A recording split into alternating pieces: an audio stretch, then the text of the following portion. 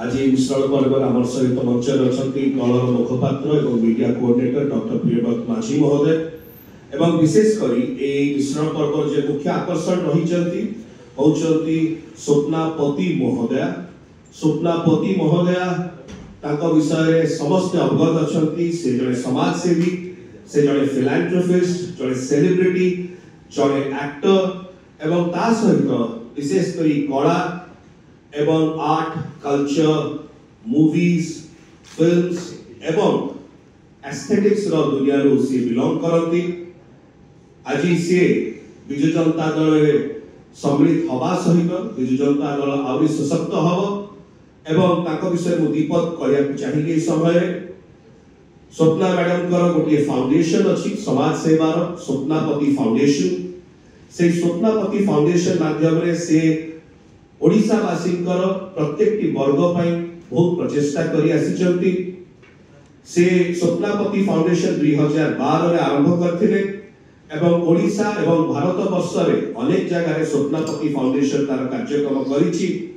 से जनाशुना गोटे बड़ कैंपेन पाई chemical free Holi, organic Holi, organic colours को लेकर की प्रकार भाव होली को सेलिब्रेट करा जाय परिबो, हर्बल होली हे परिबो तार से जो कांसेप्ट से आरंभ करथिले।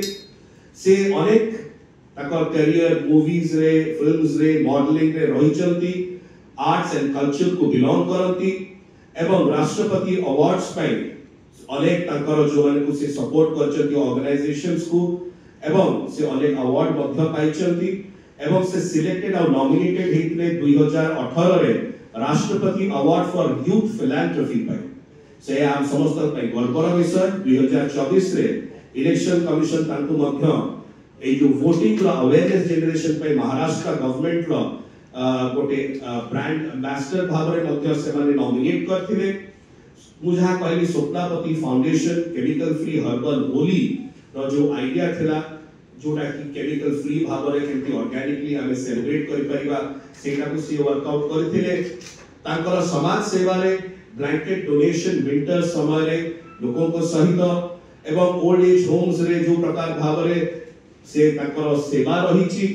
हैप्पी ब्रेकफास्ट प्रोग्राम माध्यम रे पिला मानकर सहित एवं विशेष करी नारी सशक्तिकरण क्षेत्र रे से अनेक उल्लेखनीय अवदान करिसंती।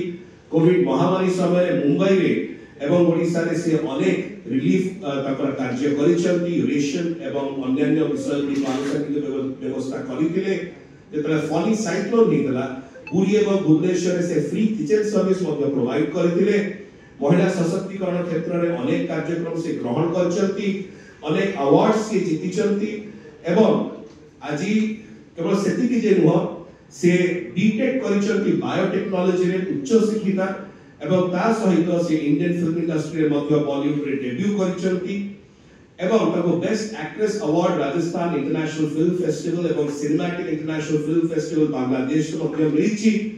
ता सहित अनेक गुरुत्वपूर्ण एड्स कमर्शियल एड्स एवं अवार्ड्स ताको मिलिछि। Rajiv Gandhi Sadbhavana award, gems of Rourkela award, आपन gymnastic association of Puri award, best social activist award, max relief society Muzaffarnagar द्वारा से फेलिसिटेटेड हेतिले एवं cine making international film festival Bangladesh से फेलिसिटेटेड हेतिले। Best debut actress in Korea film fair award 2019 देथिले एवं अनेक प्रकार तांकर उल्लेखनीय अवदान सहित आज से विजु जनता दल रे सम्मिलित होचंती।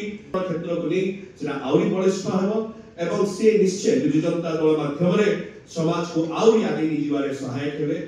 या सहित दलर सभापति माननीय मुख्यमंत्री श्री नवीन पटनायक तरफ दलर सांगठनिक संपादक डॉक्टर श्री प्रणव प्रकाश दास महोदय तरफ एवं दलर समस्त नेतृमंडली तरफ आमे एई समय स्वप्नापति महोदय को अभिनंदन करछु। दलीय उत्तरीय दे आमे ताकू स्वागत करू। नमस्कार, जय जगन्नाथ। सर्वप्रथम कहबा के चाहिए विजु जनता दल रे आज मु शामिल हेबाटा एटा गोटे राजनीतिक दल भाव एटा गोटे परिवार भावी कि मुझे शामिल होछि।